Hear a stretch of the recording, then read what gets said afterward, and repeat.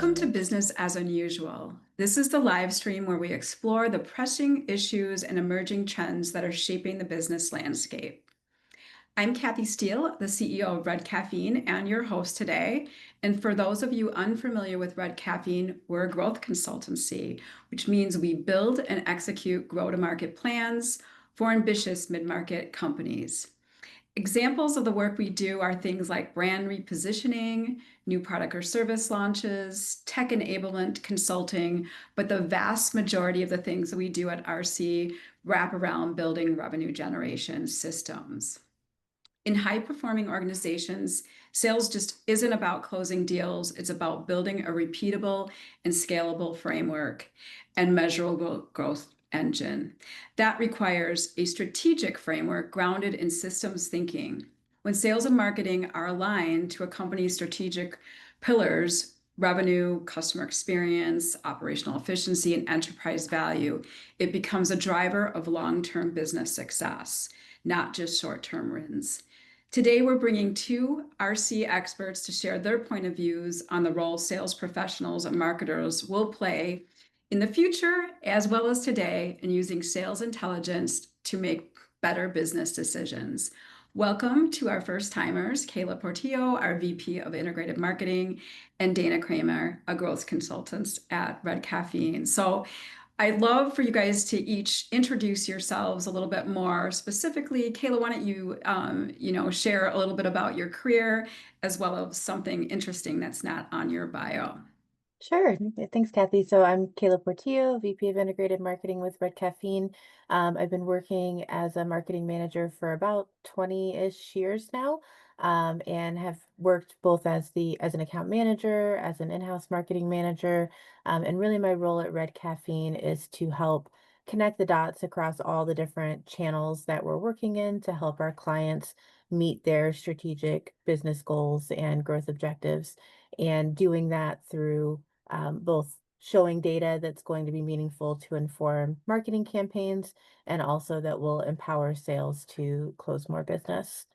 What you won't see in my bio is I am an avid dance fitness enthusiast. So that is how I let loose when I'm, not working. So that's my fun hobby.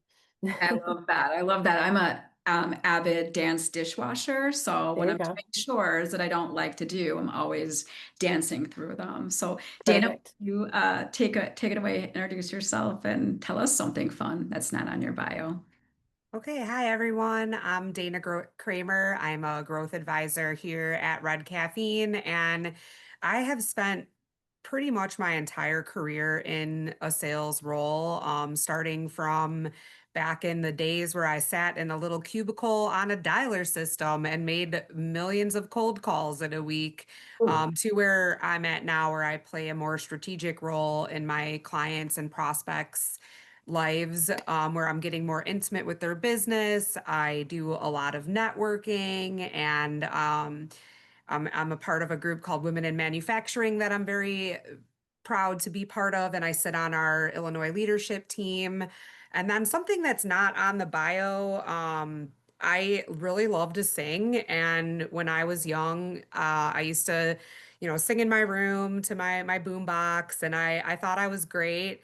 But never really told anybody about it until I tried out for it was a grade school play, Annie, and I was just trying out for the choir. I thought, oh, I'll just be in the choir. And when I came back to school the next day, I had a call back for Annie. So I was like, oh, okay. I guess I'm not imagining this. I'm actually good at singing too. So pretty much doing karaoke these days. No stages anymore, but that was just something cool and fun that happened to me. That's so fun. I mean, I love to think of myself as a singer, but there would be people that are in the car with me when I am singing that would debate that. So, all right, well, let's get jumping off. As we mentioned in the, kind of introduction of this, we are really seeing a lot of opportunity for sales to become this much more strategic discipline. I mean,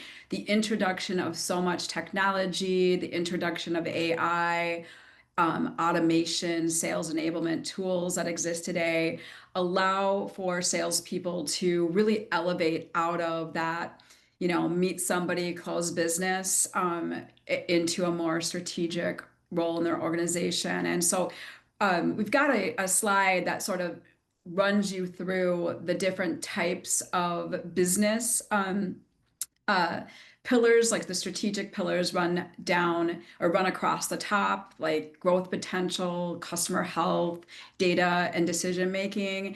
And then some of the sample metrics are things that are really business metrics a lot of organizations are measuring within their business. So I want to, start by asking, like, what are we seeing in the marketplace, and even in our own team at Red Caffeine that supports this shift towards a more knowledge worker sort of scenario versus just somebody that is trying to dial for dollars, as Dayna started in her career. So, Kayla, why don't you, kick us off and give us your thoughts on this? Yeah, definitely. I think, as more and more technology is being introduced into the sales process, we're also just seeing the expectations of those sales team leaders growing as well. And so, being measured on things like pipeline value and pipeline velocity, and then having the data to be able to equip their teams to actually help move the needle on those more business growth focused metrics. And so I think one of the things we're going to dig into more today is really how to use the technology at your disposal to get at that information in an actionable way. But I think across the board, both at the sales leadership level and the frontline sales level, the expectation is really scaled up in terms of being able to recognize trends, being able to work more strategically, and being able to really move the needle on business growth goals with all of your sales activities.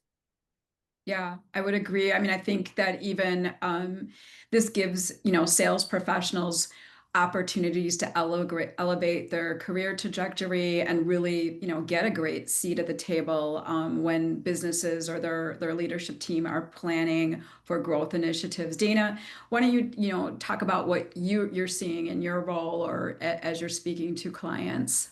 Or Yeah, sure.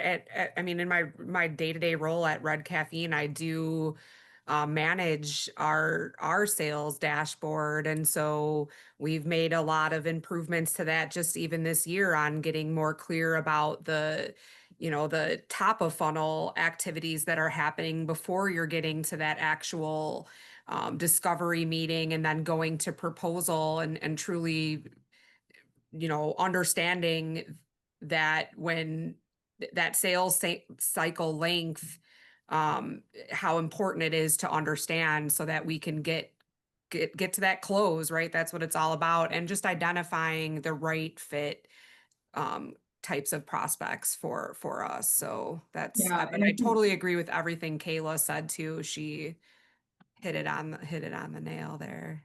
Yeah, I feel like, I'm even seeing leaders really bring up where they sit in terms of their EBITDA, or, really having sales training around understanding gross margin and lifetime value. These are really, incredible financial drivers of our business. I mean, it's, one thing to close somebody, but to be able to maintain that business over a length of years, there's a lot of opportunity cost in winning new business. So those are really value adds for sales professionals to understand and be able to bring to the table. Yeah. So yeah, I totally agree. When I first started my role here at Red Caffeine, I wasn't familiar with EOS and so the entrepreneurial operating system, and that has, I wouldn't say I'm a CFO or anything, but really understanding that has given me, it's easier to get a seat at the table with the C-suite leaders, even though I don't yet have that title, since I have more of an understanding of their business and what it truly takes to make a dollar. Yeah, I think that, really, I remember being at a DePaul event, and that was one of the things, like really understanding financials was one of the things that DePaul students talked about being so value add as they got into their career to really understand forecasting and budgets and reconciliation, all the fun things that we do, at an account level, but really, really strong business skill building tools. So I'm going to switch gears and start to kind of talk more specifically about CRM. I think that in our experience, we run the gamut to clients that have and are using technology and really have more enabled sales teams. But on the flip side, I think a lot of our clients, a lot of what we see in the mid market is clients that have a CRM or don't have a CRM and are using some other tool to track sales information. But the sentiment still feels that they think it's kind of a necessary evil versus a business asset. So I'd love to have you both talk about where the biggest mind shift we try to create around CRM use or sales tracking. So Kayla, why don't you kind of lead this one off and tell us what you're seeing that we're doing across clients or in some of the examples that you have.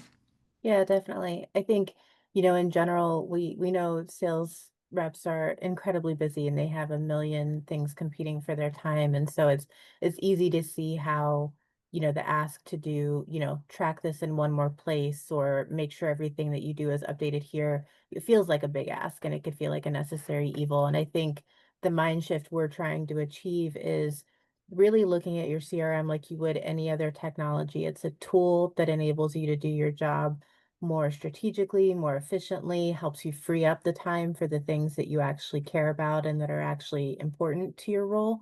And, there's a lot that goes into setting it up so that it can work in that way. But once you have a kind of implemented CRM that's adopted and used, it really is that tool that makes everything else easier. Um, just thinking about it like any other technology advancement, like moving from fax to email, for example. It's like who wants to go back to fax? You really don't want to do that.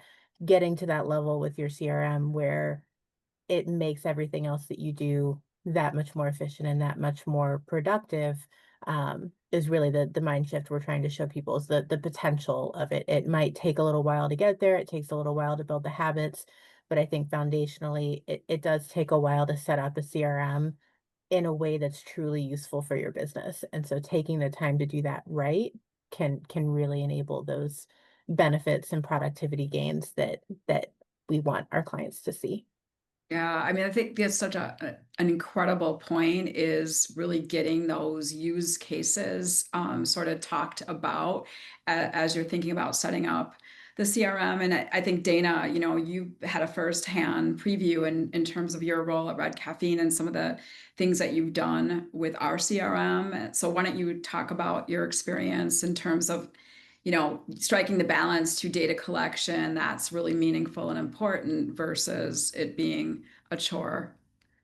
Yeah, I mean, if your CRM is feeling like a chore, you're doing it wrong, right? So, I think we found that just really looking at the lead sources to start understanding that we are truly putting our efforts into the right places. So even just starting with your metrics and looking at, what's working and what's not, because once you start to show sales rep that this data is going to equip them to make the right types of decisions and uses of their time, then it helps them sell smarter and faster. So, when we started customizing our dashboards to show those leading indicators, like we were talking about earlier, deal velocity and the activities that are happening, it becomes not just a closed one report, right? It becomes more of like that, like your plan, your dashboard, what everything is rooted in. Yeah, yeah. I think we talk about like we scorecard a ton of things that, as you mentioned, EOS is the operating system that we use at Red Caffeine, but we've always been financially transparent as well. So we're looking at a lot of metrics in our organization, and sometimes there's just too many. So even, being willing to say like, hey, let's like throw out some of these because they're just not really helping us do our job better. But you got to start with somewhere in terms of what you're tracking. And then sometimes you want to like start tracking something differently. I mean, I think we talked about the fact that we're tracking, more of our sales touches in the early stages of the funnel in the last year or so. And it's really helping us understand like how much time it takes to actually build a trusted advisory or consultancy relationship with a prospect, because they are not going to ultimately hire us, in a week. I mean, it has happened, but it's more rare. We've had some people stay in the pipeline for a very, very long time, and so have our clients. They have a very long sales cycle. So what are some of those types of metrics that really inform, we're going to need to have 7 to 12 conversations with this person. How do we, keep up and keep track of staying engaged while somebody is in that decision-making process? All right, well, we're going to flip gears a little bit to the actual scoreboard, and and talk a little bit about some real world scenarios that are coming out of our own experiences. So we've got, a couple of different data sets to look at on a couple of slides, and what we want to kind of step through is, what we're looking at, here. This is pulled from sales information in a CRM. So what we're looking at, and then what would we do in terms of reacting to this data? So it's, one thing to report something in a scoreboard, but it's, another thing to actually pull an insight out of it and have an action plan to either, activate on an opportunity that you're seeing in your sales data, or, fix something that might not be performing as well. So this first one is around product market fit. I think at its core, we think about things like at the Amazon e-commerce experience, and there is never a time you buy something on Amazon that it doesn't serve up a complimentary product or an add-on, or what other people have purchased when they purchase the item that you're going to purchase. So, if you set your thinking there, let's talk a little bit about this, what we're seeing on this dashboard. Kayla, why don't you take us through some of the things that you would do by seeing these types of insights in clients' sales data? Definitely. Yeah, I think, obviously seeing kind of which bundles are leading to the larger deals is super helpful. And I think understanding also that the combinations that people are typically buying, what's a small upsell versus what's a bigger lift. And one of the other things that I've looked at previously with clients is like, what is that sequence?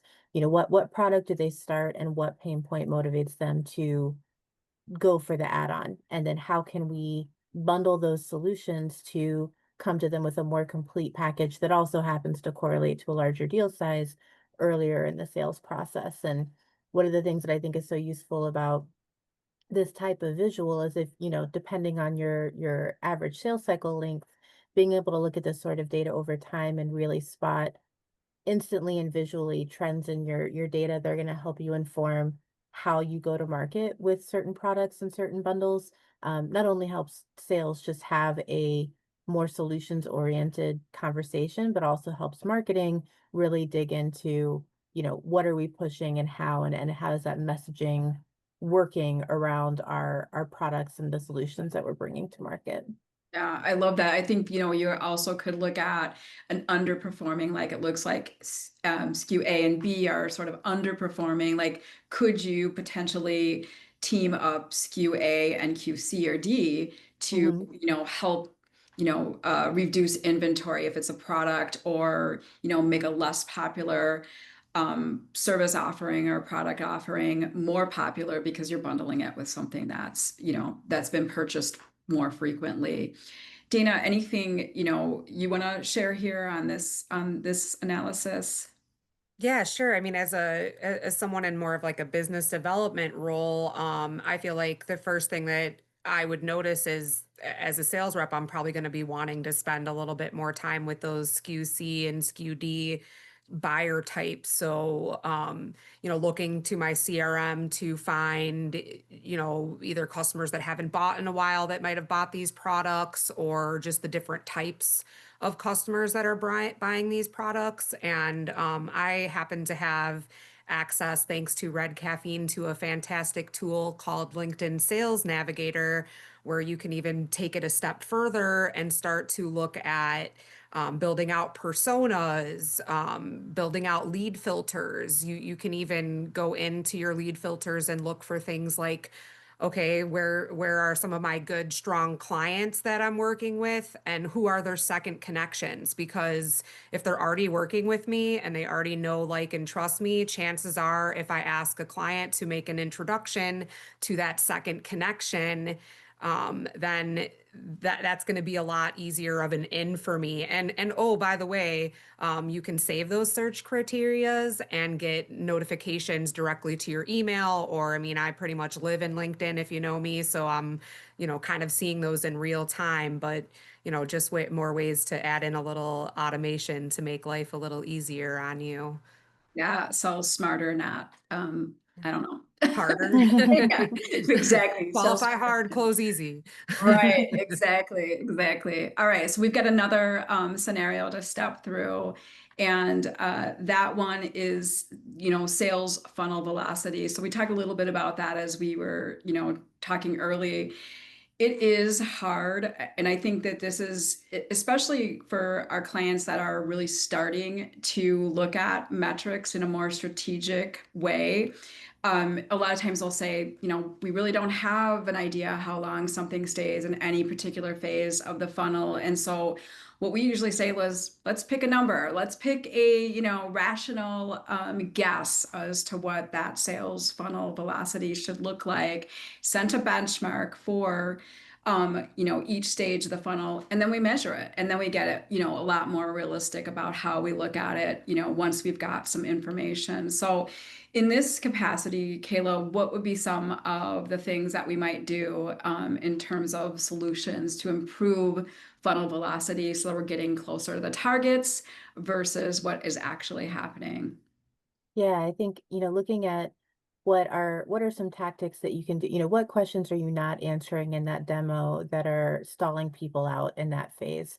What might be missing from your proposal, or what might be tripping people up in your proposal that you could maybe get ahead of so that people can go through that phase faster? And I'm working with a client right now where we were having conversations around what are the criteria of those opportunities that fit closer to your ideal state, that we can try to build more of those opportunities and kind of structure our deals around ones that, have indicators that they might have more velocity in that sales funnel. So, we talk a lot about our ideal client profile and our persona targeting, but really looking at, like, what are those great fit opportunities that we do really well, that we can deliver on quickly, and that are easy for our buyers to, like, close and move on.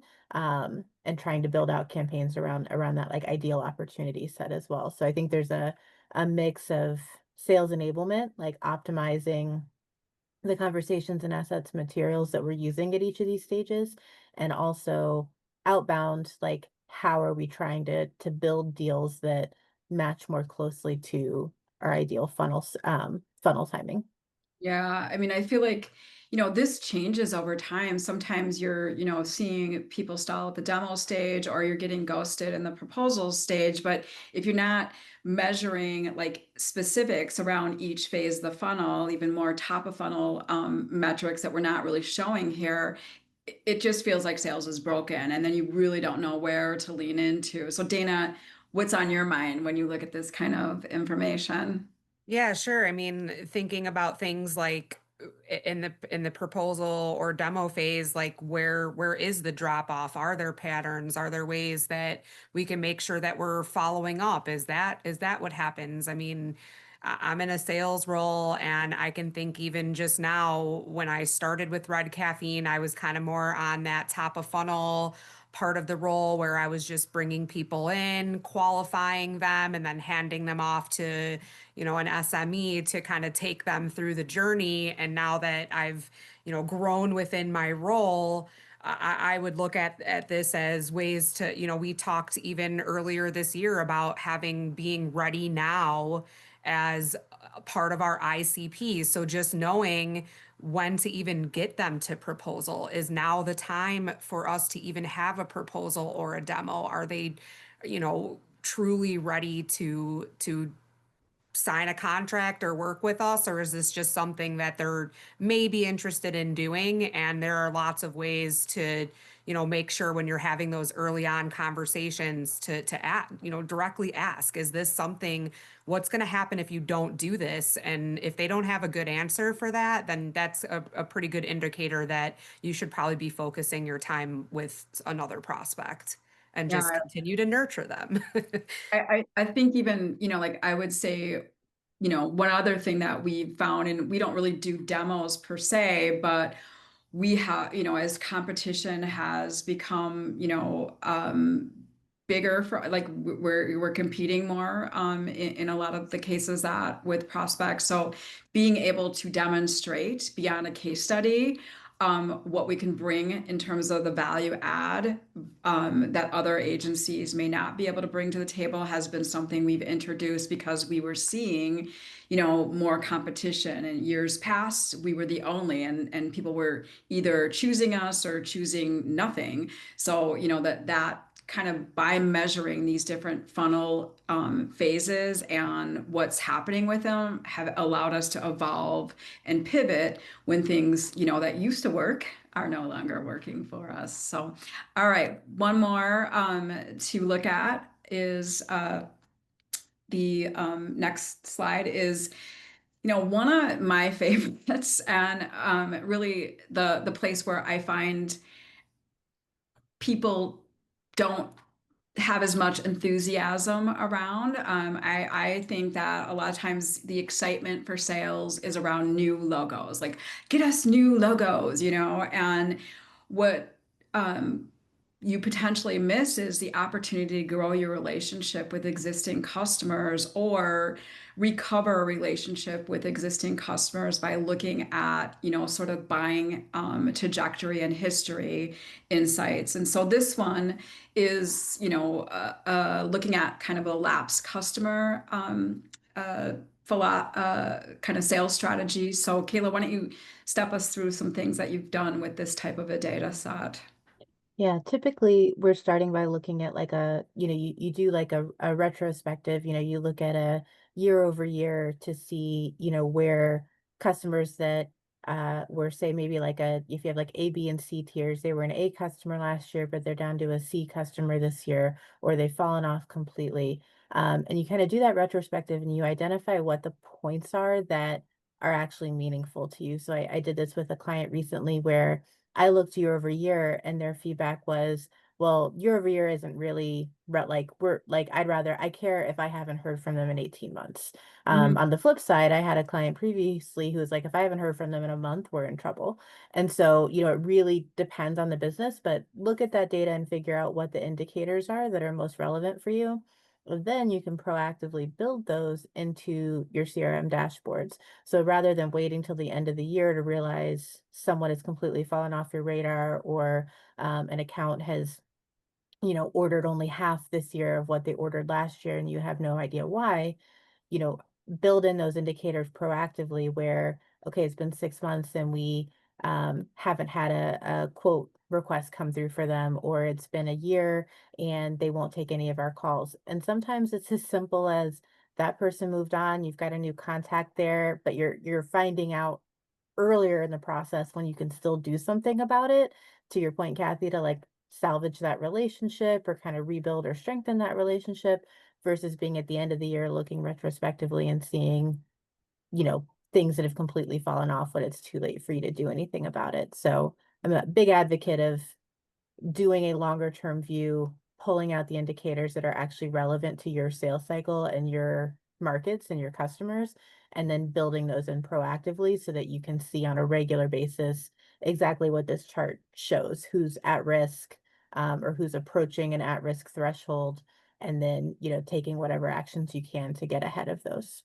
Yeah, I mean, I feel like this is the lowest hanging fruit of your sales process. And then it also is, a lot easier to expand your offering or services with a customer that likes you and trusts you already versus to sell a new one. So it's a really, really um, big opportunity for most organizations to lean in. Dayna, what would you, want to share here? I mean, I'm gonna bring it back to at Red Caffeine. We don't really think of our retention clients as just like a customer service opportunity, as you will. They're really thought of too as sales opportunities. So I think when you're looking at lapsed customers or even customers that you really wanted to win and you didn't win, there's still opportunities to invite them to those key industry events that are happening, letting them know about articles that you've seen or case studies, things that can, add value to them to still keep them warm and fuzzy and hopefully bring them back over to the win, right? So just again, making it not about just customer service, but really thinking of it as a sales opportunity. Yeah, I think too the one thing that we use these types of insights for is expansion of capabilities, like what is going on with our clients across the board or the marketplace across the board that we're not bringing to the table. We just got a piece of feedback in our customer satisfaction surveys that talked about this end-to-end solution that we're providing so that you are not having a revenue dip because something else has risen to the top as a priority for a client, because you're in front of where they need to invest, and you're bringing services or solutions to support them in that journey, because we're all as businesses focused on different priorities year over year. How do you stay kind of in front of what is most important to your client base at the time? So, all right, that was some great information sharing. I'm going to move on to a question around clients, with shifting from reporting to really sharing insights. So, how are we thinking about automation, dashboards, and AI? How are we helping clients really modernize their sales ops without overwhelming the team? I mean, we're already seeing pushback on using CRM. What are those types of things that we're doing to help them, really adopt these technologies and solutions? Yeah, I think, kind of getting to one of the points we made earlier, so much of it goes into how you architect the CRM and how you set it up to reflect, I think what you mentioned earlier, Kathy, of like those actual day-to-day use cases. Like, how are people selling now, and how can we have our technology reflect their current process versus asking them to completely adopt a new way of selling, while also, hitting their metrics and KPIs. And I think there's the architecture piece of like building in lead scoring models, building in strategic automation, but then also to the point, Dayna, you were making earlier around, if you consider your CRM mature, you're using it wrong.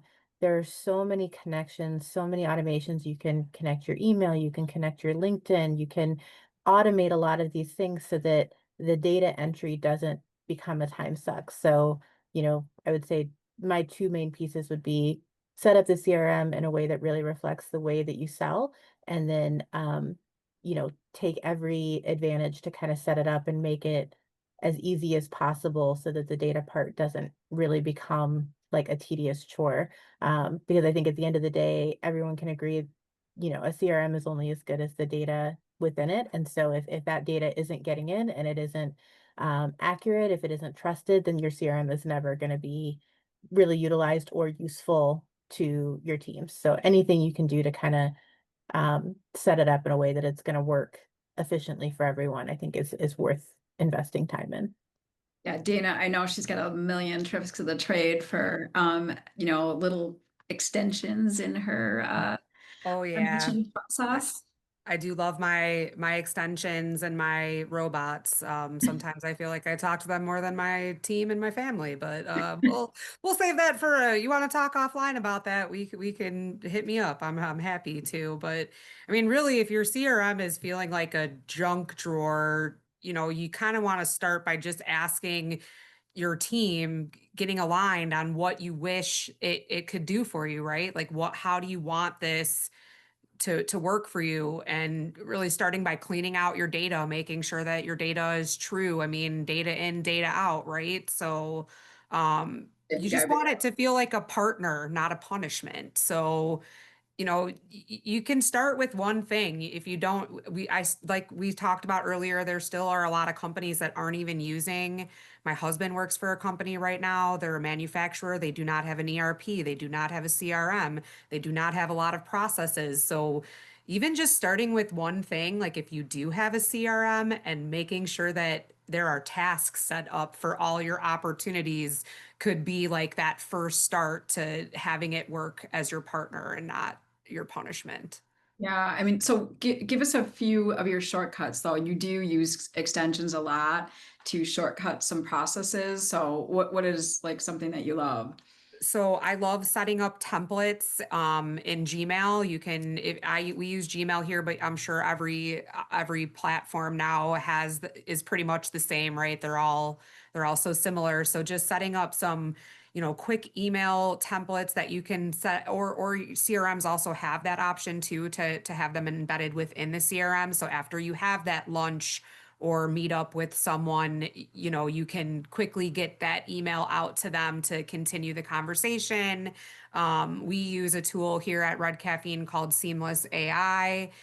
You can do things like import leads. Like if you get we just got a new lead in the system the other day, and it was really nice to just be able to click on their website and hit a little button and import it right to Salesforce so that I don't have to add in all of that data manually.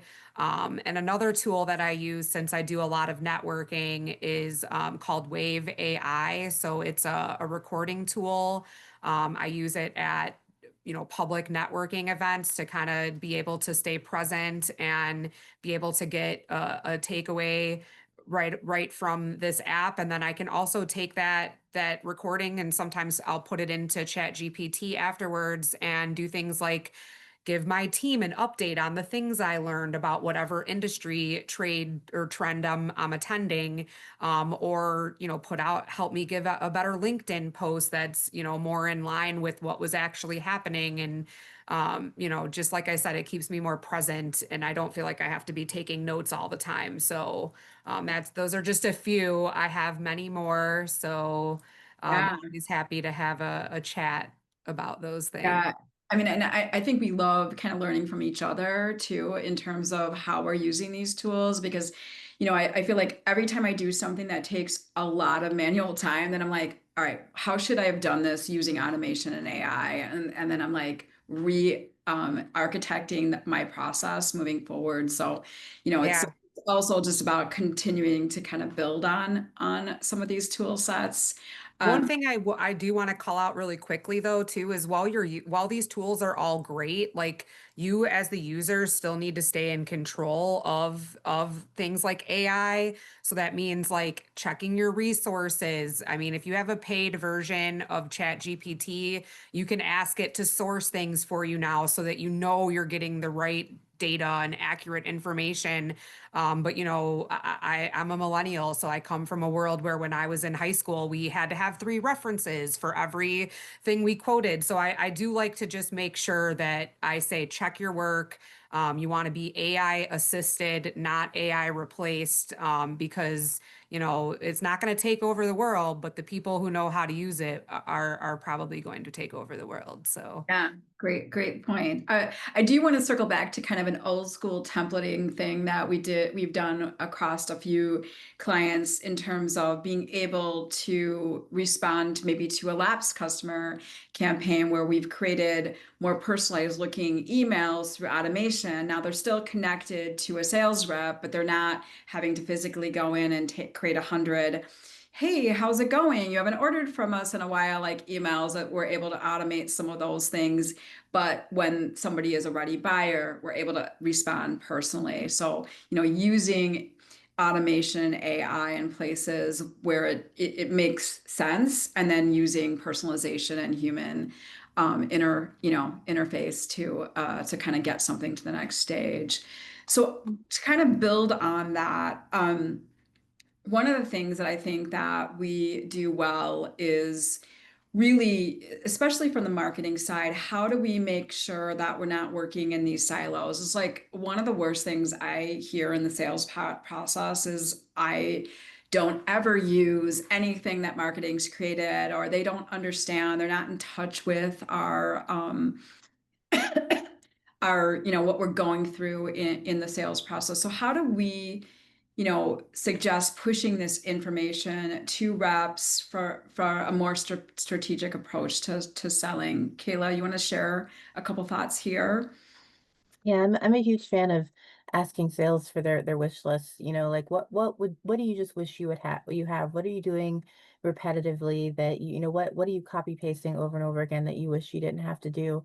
And I'm working with a client now where we're piloting a CRM automation project where we're essentially asking like who's got something that's working really well, who's got a cold opener that just nails it every time, who's got a really great lapse customer outreach, or who's got a great just checking in on this proposal email that you feel really good about, and then getting that to marketing, templatizing it, and then making it accessible within the CRM.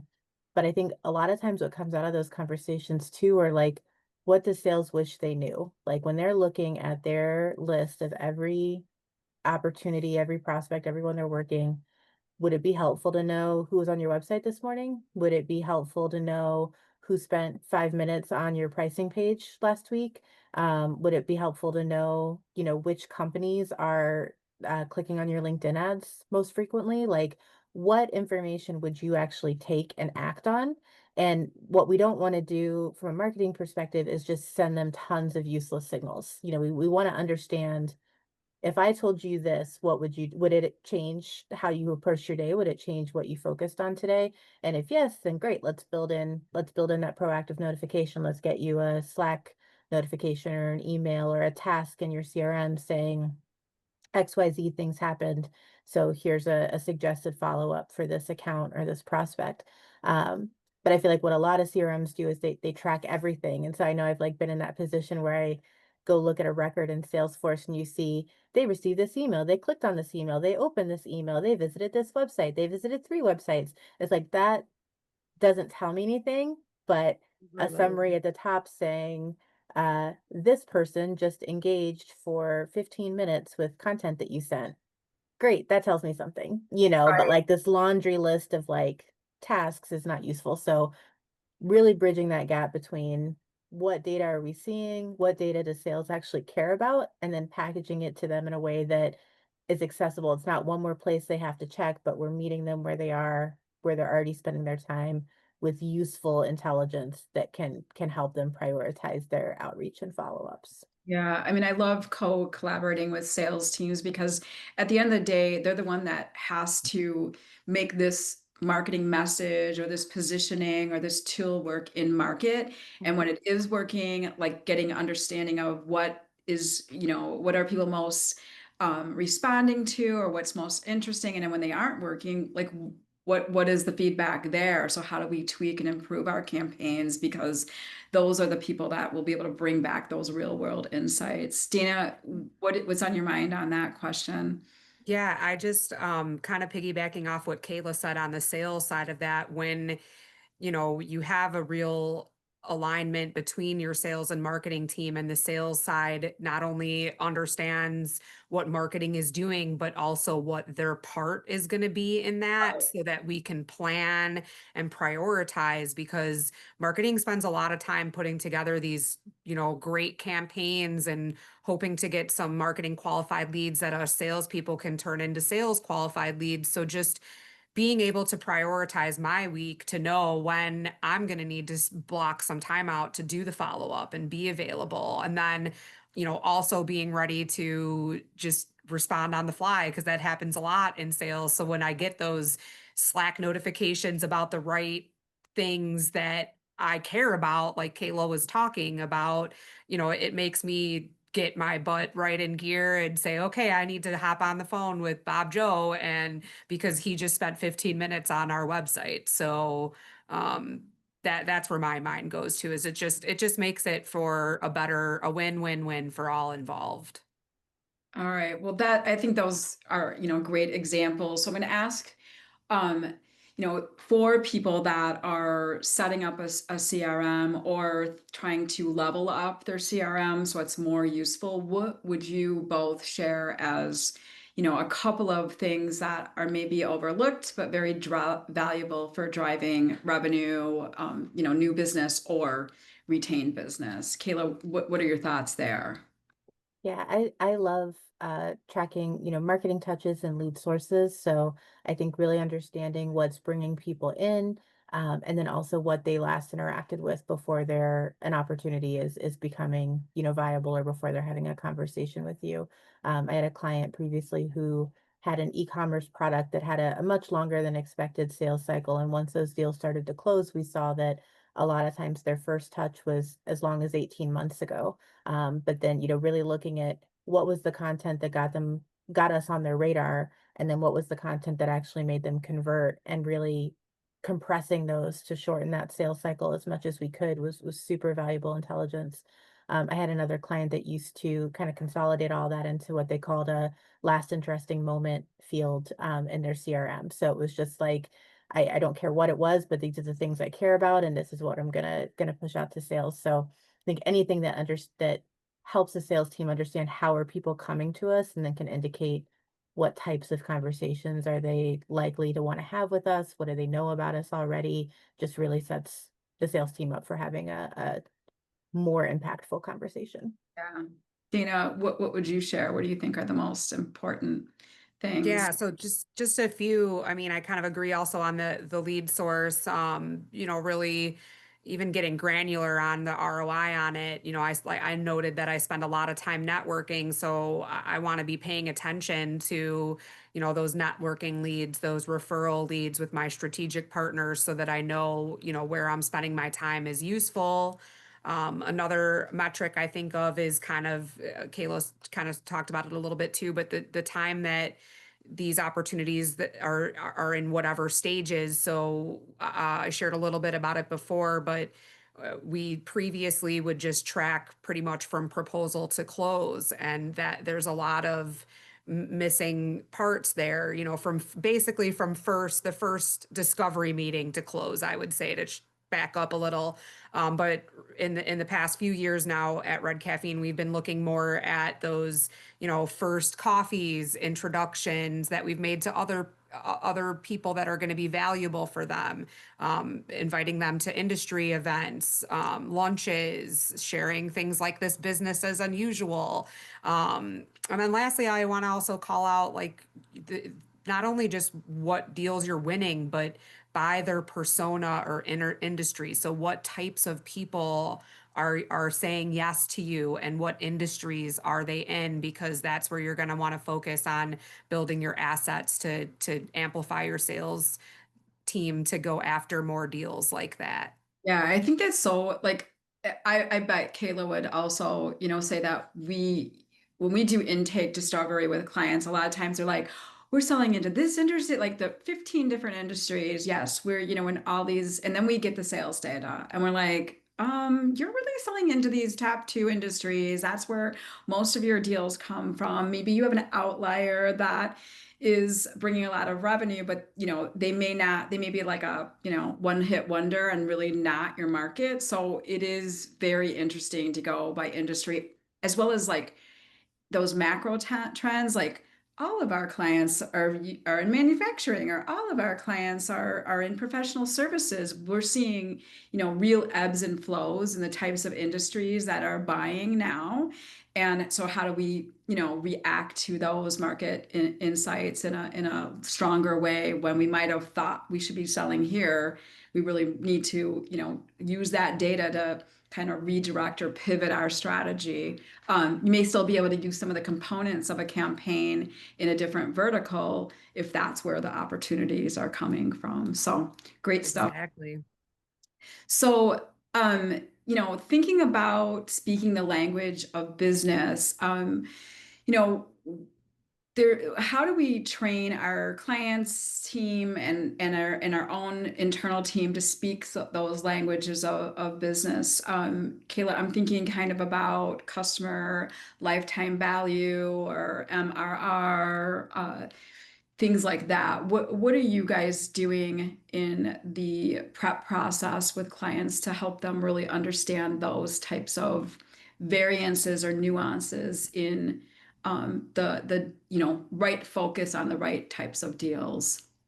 Yeah, I think we're starting with really understanding like what are their growth goals, and which of those metrics do they care about? Do they want a lot of big deals that are really unpredictable, or do they really want that fixed monthly recurring revenue? They want that predictability, and understanding not only what's important to them as a company, but then can you actually measure it? And that in a lot of cases it is kind of a big if of like, can we actually pull this from wherever the buying is happening into a screen or a point where the sales team has access to be able to look at an account level to see how their account is tracking towards those goals. So, understanding where those priorities are, building in the measurements, and then helping sales identify through dashboards or through proactive notifications, like where are those best fit accounts that are in a position to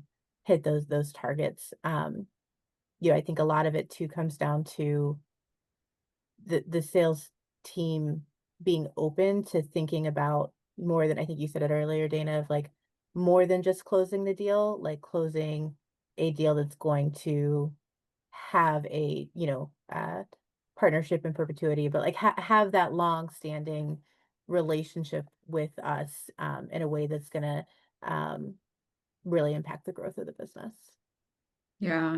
I mean, I think a lot about the approach of going after everything equally. And I do think that we've seen that happen a lot with clients where, every opportunity is a good opportunity. And it really, when you break it down, you're like, well, these are really high value opportunities that require human time, and these are a little bit, still important to the revenue mix, but could be served via e-commerce or other more automated solutions. And so like making sure that, we're clear on those insights, and then, really informing the team as to why. Like, don't go after, this type of work because we've got a really low margin. We'd rather you focus on, maybe it's a longer sales cycle, but selling a new piece of equipment because that's a much more profitable sale for us. Dana, what are your thoughts here? Well, like, what has helped Yeah. you level up? Yeah, I mean, really, I completely agree with everything Kayla was saying because it just really helps us reps have that mind shift from quota chasing to, building legacy, right? So, you know, salespeople, we can't just be thinking in terms of leads anymore. We really need to be knowing what kind of deals are profitable. We need to understand long-term value of a customer and align our efforts to business goals, not just our personal quota. I mean, that's where the magic is going to happen. Yeah, I 100% agree. All right, well, I'm going to close it out with one final question about like kind of looking forward, or, looking at something that we've seen done in the past, in terms of tech adoption or CRM adoption or underutilization. What is one of the first things you suggest people fix or focus on, to kind of level up? Yeah, I would say to start with just understanding what the blockers are, if there are any, to having accurate and complete data in your CRM. So is it an integration that's broken that needs to be fixed? Is it, do you need to like bring in another source? Like, no one's filling in industry data. Okay, let's bring in a Zoom info to just append that automatically. Are there problems you can solve at the data quality stage? Because with any new tech adoption, as soon as that information is inaccurate, as soon as you can't trust it, salespeople are problem solvers. They're going to find a workaround. They're going to find another way to do their job without using technology and tools that they can't trust, and rightfully so. And so like making sure that that CRM can really be a source of truth in a way that everyone can count on, and whatever blockers you need to kind of tear down to get there is, I think, well worth it, because it's a very hard battle to get back to trusting a CRM once you've had a couple experiences where like, well, that lead's not even in there, or that main contact left 5 years ago, or every single record has do not contact after the name, or something, kind of some kind of workaround, and then you're immediately like, okay, this is garbage. I can't use this anymore. So that would be my one advice, of just whatever it takes to make that data true and accurate and consistent. Take the time to do that well, and that's going to bring the most value to your team and set the standard for consistent utilization moving forward. Yeah, Dana, as a seller, what's on your mind?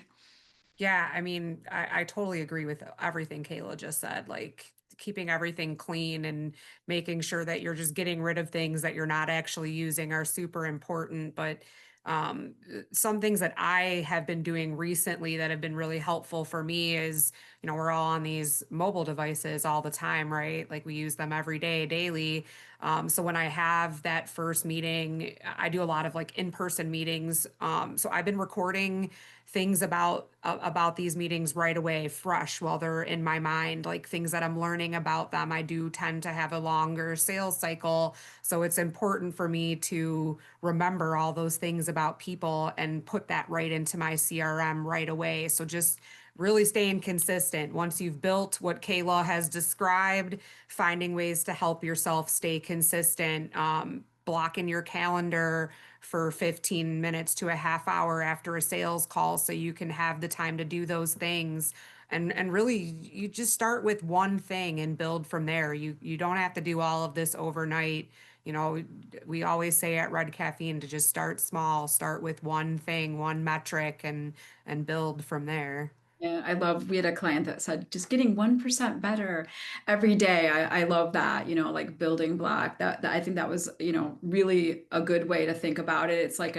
It's a journey. It's not going to, you're not going to go from 0 to 100 in a week. You are going to go on a journey. And I think that we found that that is probably the best way to really go deep in tech adoption, is to start small and then evolve over time, and really show people meaningful things that you're getting from that investment of their time, as well as being willing to say, like, let's quit tracking this because it really is not doing anything to grow our business or improve your sales outcomes. So all right. Well, thank you guys so much. This has been really, really fun. I mean, I get to talk to you both a lot, but it really is great to like have this depthy conversation about a topic that I'm very passionate about, sales. And so if you are in our audience today or viewing this, and you want to have a further conversation with Kayla or Dayna, here's their information. Feel free to reach out to them via email or their LinkedIn accounts, and just make sure to say that you saw them on Business as Unusual so they know that it's coming from there, as we're tracking our lead sources or our network growth sources. We want to know, that insight as well. As always, I want to give a special shout out to our sponsors. So we've got HR Source, and they are really that go-to resource for employers. They've got an HR hotline, an exchange survey data, and the most current and accurate, reliable compensation survey available, in addition to legal services and fractional HR staffing resources. So really, really great group of humans and we frequently have Mary Lynn on Business as Unusual. And then as well, M3 Learning, and that's Tom Lederay. M3 Learning is one of the most influential and successful sales management and training companies worldwide. They're really building those sales superstars, and we love having Tom on. He was just on a very recent episode of Business as Unusual. So what's next? What's coming up next for BAU? And our next event is featuring another Red Caffeiner, or partner to Red Caffeine. We are going to be featuring Scott Peterson. He is a sales enablement and sales expert, and he is going to be really helping us go deeper into some of our sales insights. So we're really understanding and defining who our best clients are, as well as growing our relationships and focus to attract those types of clients. So we're going to talk a little bit about how to define your ideal client profile, and it's probably likely different than you've done in before. We're gonna help you walk away with some tools and frameworks to really understand where your best deals are coming from. When we do this exercise with clients, it's so interesting what they think in the beginning of the conversation and where they start to move people as we think about who is truly a blue chip profile versus who's dirty money, or some of the other categories that Scott will walk us through in his framework. So really excited to have him on August 14th, the part 2 of this revenue reset conversation. So with that, again, I want to thank Kayla and Dayna. We really appreciated your time today, and I learned something. I always do. So it was really fun to have you both join me today. And thank you to our attendees as well. So if you've got any questions about sales or CRM, feel free to reach out to me or anybody else on the Red Caffeine team. We're happy to answer those questions for you. And with that, we're going to say goodbye and thank you for joining us today.